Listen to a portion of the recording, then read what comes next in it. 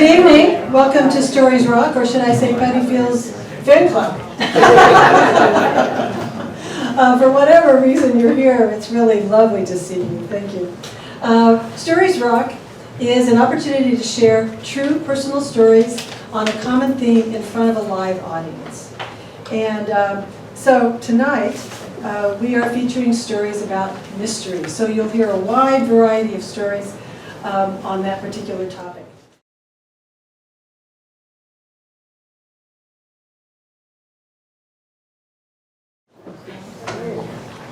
Our first teller, Richard Lunt, is a retired history professor. He paints watercolors, sails, hikes, loves to travel. He has a wealth of stories that he shares regularly at StoriesRoc, and we love him. A little known fact about Richard: in high school he played football. Not infrequently, he says he received hits hard enough to sustain mild concussions, and then he just kind of wandered aimlessly off the field. Well, his teammates thought this was hysterical, and they nicknamed him Dizzy. And then they made him captain of the team. See, he did have something to contribute. Strategy. Richard tonight will tell us the story of flying to Boseman.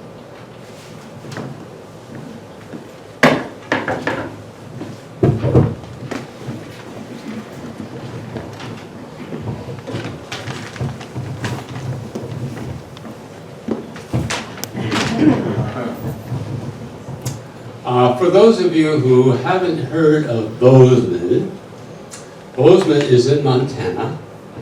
It's a beautiful town. It's surrounded by white-capped mountains. It's paradise. And I have relatives who live there. My flight to Boseman leaves Rochester at 6:30 in the morning. My alarm goes off at 5 a.m. I jump out of bed, jump into my clothes, race to the airport, rush up to the Delta desk, hand the agent my boarding pass. She puts the information into the computer, click, click, click, click, click, click, click, click, click, click. Looks straight into my eyes. I'm terribly sorry, Mr. Lunt. I have bad news for you. Your plane has a cracked windshield. And the plane will not leave Rochester until 11 a.m. And you will miss your connection to Minneapolis. Oh, I've got to get to Boseman today. I'll see what I can do for you. Click, click, click, click, click, click, click, click. There's a flight that leaves Minneapolis at 9:40 in the evening. And we'll get into Boseman at 1 o'clock. I'll take it. Now, I have lots of time to go through security, but nobody else does. So I go up to that belt, up to that box, put on my shoes, put on my belt, empty all my pockets, get out my little baggie with gels, put it all in the box, watch it go through the x-ray machine. No problem. And then I go to the metal detector, and I step in. Beep, beep, beep, beep, beep, beep, beep, beep. The TSA agent looks at me. Hey, it's my knees. I have knee replacements. There's metal in there. You'll have to have a pat-down inspection. You open the door, and I go into another little chamber where there's another little TSA agent, actually a big TSA agent. Place your feet on the marked places on the floor. Raise your arms up, palms up. And then he takes his wand and he goes over my whole body, starting with my right foot and ankle, and he goes up to the knee. Beep, beep, beep, beep, beep, beep. Then he grabs the knee. I mean, it wasn't caressing. He grabbed that knee and rubbed it all around. Then he goes to the left foot, same thing, starts with the foot, goes up an ankle and that leg to my knee. And he grabs it. Seems to be okay. Then he takes the wand to my neck and brings the wand down from my neck, down over my chest, down to my belt. Gotta turn back the top of your pants. Oh, okay. Well, it was a metal clasp, but that seemed to be the problem. But he felt it, he felt all around, I think it was a diamond or something, he felt all around. And then on both sides of that. And then he took this wand and he placed it over my left hip. Beep, beep, beep, beep, beep, beep. What's that? I don't know. I don't have a hip replacement, at least not yet. It's suspicious. He feels it very carefully, and then he calls over his supervisor. And he feels it very, very carefully. It's suspicious. You have to go into the private inspection room. So, they meet over between them, and marching over to the private inspection room. It's a room that, I have to go in front of all the other passengers. The room has no windows, one door. They open the door and we go. Sir, the door's closed behind me, of course. Sir, you have to drop your pants. Okay, drop your pants. What they discovered was a hidden inner pocket. It was a surprise to me, too.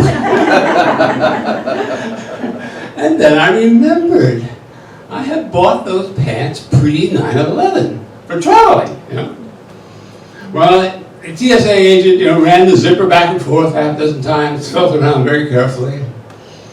Okay, pull up your pants, go to your gate. Woo! So I haven't had breakfast, I'm very hungry. So I walk over to the food court and go into a restaurant and order myself the most wonderful, luxurious breakfast. I buy a New York Times, and I read it, from page 1 to the last page, and all the advertisements too. Finally, it's 10 o'clock. It's a whole hour early, but maybe they've got that windshield in early. So I walk out to the gate. There's nobody there, no agent, no passengers. And then I walk up to the window and look out. And I can see the airplane. And there are 2 mechanics on step ladders by where the windshield was. Now it's just a dark hole. They're staring into that dark hole, doing nothing. So I walk back and I sit down, take out my book and read. Look up. I go, why? Oh, maybe somebody's going to come. Nothing happens. 11 o'clock, I go up again. Look out. The mechanics now have stepped off the step ladder. They're down on the tarmac, just standing around. So I go back to my seat, read my book some more. 11:30, I walk up to the window again, look out. Oh my God, the new windshield is in. And they've got a caulking gun, and they had a sealant, and all around that windshield, they're squeezing in that sealant.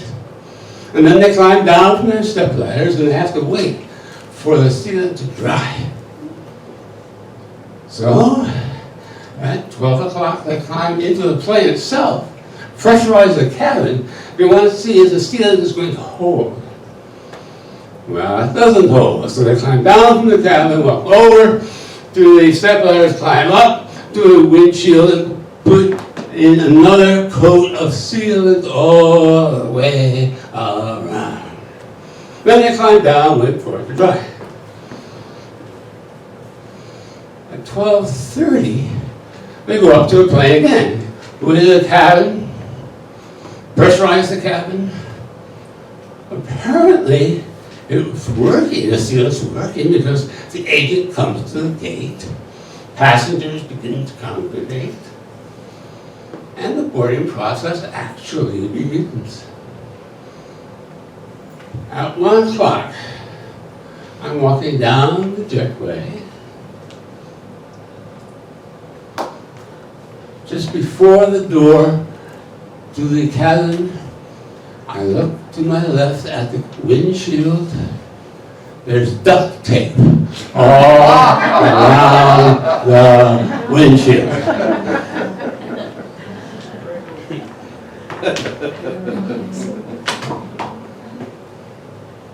Here's the cabin, and I put on my seatbelt. We get the safety message from the flight attendant, but it is hot. It's 90 degrees outside, it must be at least 100 degrees in here. The air conditioning is not working. And so I grabbed my Delta magazine, fanning. We're all fanning, all the passengers fanning themselves. There's no explanation. It gets higher and higher and higher. Finally, the captain comes out of the cockpit. He's looking very wealthy. He greets us. Welcome aboard, I'm James, I'm your captain on this flight. Oh, I'm terribly sorry. You shouldn't have to go through all of this. This is the story. This plane has 3 engines. 2 of them fire, and the third one starts the other 2 engines, and it runs the air conditioner. And this little old lady just doesn't want to start. The mechanics are working on her. An hour later, we feel the cool air coming into the cabin. A few moments later, the plane taxis to the runway, and we're flying off for Minneapolis. After we land in Minneapolis, I go to the arrivals departures board. I want to see if there's another flight to Boseman that would get me there earlier. There is, Delta. Not Delta, United. So I go to the help desk, Delta help desk, and say, hey, how about by taking that United flight to Boseman? It'll get me there 2 hours earlier. He shook his head. You'll have to go back to Chicago, change planes, go to from Chicago, you go to Boseman. You never want to change planes in Chicago, especially not tonight. There are thunderstorms all over the Midwest. At 6 o'clock, a thunderstorm comes into Minneapolis. The rain pours and pours and pours. The lightning lights up the whole sky. The bolts of lightning crash onto the tarmac. The hailstones the size of golf balls are crashing into the windows. At 6:40, there's an announcement. This is an emergency. A tornado is in Minneapolis. All security personnel, go to your stations.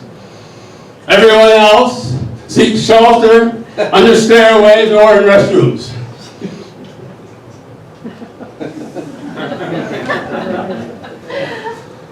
At about 7:15 or so, all clear, resume normal activities. Well, I have to go to the Delta kiosk to get a new boarding pass for Boseman. So I go up to the kiosk, and I put in my old boarding pass, and then it spits out a new one. Okay, but the machine is still working. Oh, what's that? I read it, it's a coupon. Delta is very proud of the service it provides its customers. We really care for our customers. This coupon is worth $2.35 and may be spent at any restaurant in the terminal. I'm hungry and it's my supper time, so I go to the food court and buy supper. After supper, I go to the arrivals departures board. I want to see if there's a new gate for Boseman. There is. So I walk over to this new gate. It's unusual. It's a corner gate. So it means that there are windows on 2 sides. And it's evening now, and there's a gorgeous sunset But what makes it even more fantastic, the winds are still blowing hard, so the clouds are racing by, and there's this constant changing, rapidly changing palette of reds and yellows and blues and greens and violets. Simply gorgeous. I sit down and read some more. 9 o'clock is boarding time. I always love this segment of the flight to Boseman. Almost half the passengers are wearing cowboy boots and cowboy hats and have fly rods. So I board the plane. It's puzzling. There are not very many passengers. Doesn't make sense. I sit down, fasten my seatbelt. There are no flight instructions, safety instructions, because there is no flight attendant to give them.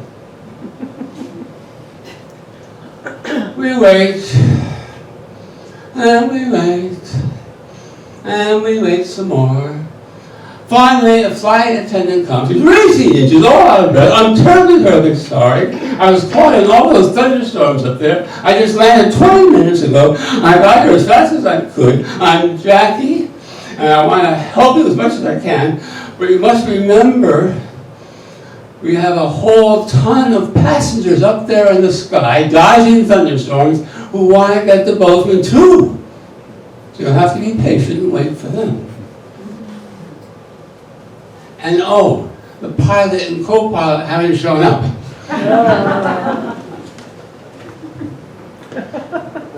The passengers straggle in, and a half hour, I guess, and then the pilot and the co-pilot come in. The pilot addresses us. I'm Captain Thomas here. I apologize for the delay. What happened is, we were supposed to be having our sleepover in Minneapolis tonight, and then Delta called us up, got us out of bed, and so here we are flying the plane to Boseman. Well, we'll get you there safely, don't worry, we'll get you there safely. We take off for Boseman, the plane lands at 1 o'clock in the morning. The flight is over. I don't have to worry anymore. And I'm only 12 and a half hours late.